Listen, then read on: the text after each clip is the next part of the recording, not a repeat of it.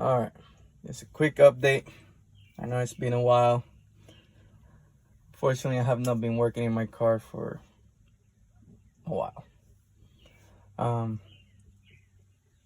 I'm back at it. One thing that I'm trying to do is install a tachometer.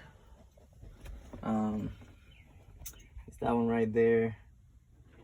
The tachometer has 4 wires, a black, green, red, and white.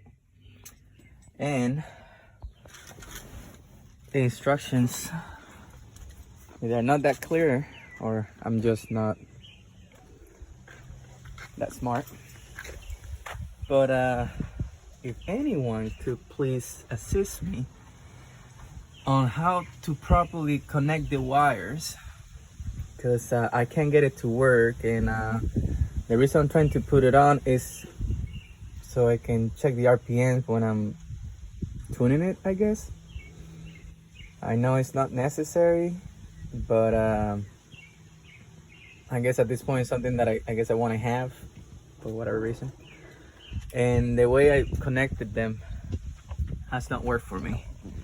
So I have the black wire coming here on the tachometer. Actually, it's grounded, the black one. I have it on a screw here to the frame of the car. Then the red one, I have it coming to going to the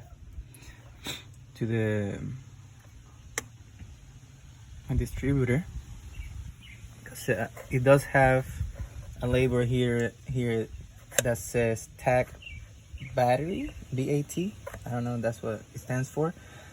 So I got the red one going to the battery, and the green one going to the one that says TAC.